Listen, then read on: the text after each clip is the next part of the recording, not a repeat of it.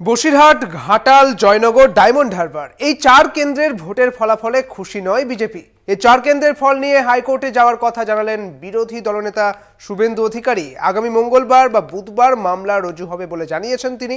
অর্থাৎ বসিরহাট, ঘাটাল এবং এই সহ আরও বেশ কিছু দুই জায়গা অর্থাৎ এই মোট 4টি লোকসভা আসনের যে ফলাফল হয়েছে সেখানে বিজেপি পরাজিত হয়েছে এবং তাতে কোনোভাবেই খুশি নন শুভেন্দু অধিকারী। এই সমস্ত কিছু বিষয়কে সামনে রেখেই এবার আদালতের দ্বারস্থ হতে চলেছেন শুভেন্দু অধিকারী। কি বলেছেন তিনি শোনাবো আপনাদের। আমরা কয়েকটা ইলেকশন পিটিশন করছি। আগামী সপ্তাহে সোমবার কোর্ট বন্ধ আছে, মঙ্গল বুধবারই ফাইল করছি। হিরণময় চট্টোপাধ্যায় ঘাটালে তিনি ইলেকশন পিটিশন করছেন 1951 সনে পিপুলস অ্যাক্ট দিয়ে।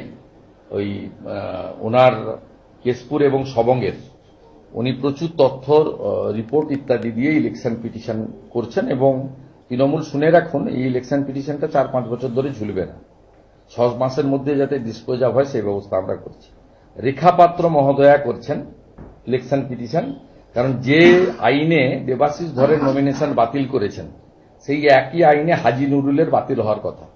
আমরা প্রপারলি অবজেকশন দিয়েছি, অবজেকশন ওভাররুল করা হয়েছে, এন্টারটেন করা হয়নি। তাই হাজি নুরুলের নমিনেশন বাতিল করার জন্য আমরা রেখা পাত্র মহোদয়া করছেন। অভিজিৎ দাস ববি, ডায়মন্ড হারবার, তিনিও সিসিটিভি ওয়েবকাস্টিং সিসিটিভি ফুটেজ তার সেন্ট্রাল ফরেন্সিক ল্যাবে তদন্ত এবং তদন্ত রিপোর্ট যদি পক্ষে আসে এন্টায়ার ইলেকশন প্রসেস বাতিল করে সিবিআই ইনভেস্টিগেশন করার জন্য তিনি ইলেকশন পিটিশন করছেন। আর ইলেকশন পিটিশন করছেন ডাক্তার অশোক কান্ডারি। এই 4টা ইলেকশন পিটিশন মঙ্গল বুধবার দিনই কলকাতা হাইকোর্টে ফাইল করার সিদ্ধান্ত হয়েছে। এক্ষুনি আমি প্রার্থীদের সঙ্গে মিটিং করেছি। অর্থাৎ তৃণমূলের বিরুদ্ধে কারচুপির অভিযোগ করছেন শুভেন্দু অধিকারী। মূলত জয়নগর, বসিরহাট যেখানে একেবারে প্রেস্টিজ ফাইট হয়েছিল, এখানে রেখা পাত্র তিনি একেবারেই পরাজিত হয়েছেন। অন্যদিকে জয়নগরেও বিজেপি একেবারেই পরাজিত এবং অন্যদিকে ডায়মন্ড হারবার, সেখানে অভিজিৎ দাস ববি অভিষেক বন্দ্যোপাধ্যায়ের বিপরীতে দাঁড়িয়েছিলেন, সেখানেও তিনি পরাজিত হয়েছেন। এবং ঘাটালে একটি অন্যরকম সেখানে নির্বাচন হয়েছে, হাই ভোল্টেজ নির্বাচন। একদিকে দীপক অধিকারী ছিলেন, অন্যদিকে বিজেপির পক্ষ থেকে হিরণ চক্রবর্তী ছিলেন, কিন্তু হিরণ চক্রবর্তী পরাজিত হয়েছেন। তারপর শুভেন্দু অধিকারী বলছেন যে এই 4 জায়গার ফলাফল নিয়ে তিনি একেবারেই খুশি নয় বিজেপি। বিরোধী দলনেতা শুভেন্দু অধিকারী এবার হাইকোর্টের দ্বারস্থ হতে চাইছেন। আগামী মঙ্গলবার বা বুধবার মামলা রুজু হবে বলে জানিয়েছেন তিনি। অর্থাৎ এই 4 জায়গায় বিজেপি ভালো ফল হয়নি, একেবারেই পরাজিত হয়েছেন এবং 4 জায়গায় তৃণমূল জয়লাভ করেছে, অর্থাৎ তৃণমূল কংগ্রেস জয়লাভ করেছে এই 4টি লোকসভা আসনে, বসিরহাট, জয়নগর এবং অন্যদিকে ডায়মন্ড হারবার এবং ঘাটালে।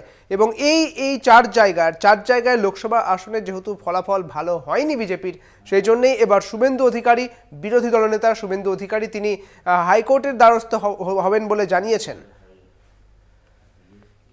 এবং এই আগামী মঙ্গলবার বা বুধবার মামলা রুজু হবে বলে জানিয়েছেন তিনি। অর্থাৎ এই 4 জায়গায় যখন বিজেপি পরাজিত হয়েছেন ঠিক তখনই তৃণমূল কংগ্রেসের বিরুদ্ধে কারচুপির অভিযোগ তুলছেন শুভেন্দু অধিকারী। তিনি হাইকোর্টের দ্বারস্থ হতে চাইছেন। আগামী মঙ্গলবার বা বুধবার মামলা রুজু হবে বলে জানিয়েছেন তিনি। বসিরহাটে রেখা পাত্র হেরে গিয়েছিলেন এবং অন্যদিকে ঘাটালে হিরণ, তিনিও হেরে গিয়েছেন এবং জয়নগর এবং ডায়মন্ড হারবার এই 2 জায়গাতেও বিজেপির হার। সব মিলিয়ে খুশি নয় বিজেপি। শুভেন্দু অধিকারী তিনি হাইকোর্টের দ্বারস্থ হতে চাইছেন। আগামী মঙ্গলবার বা বুধবার মামলা রুজু হবে বলে জানিয়েছেন তিনি।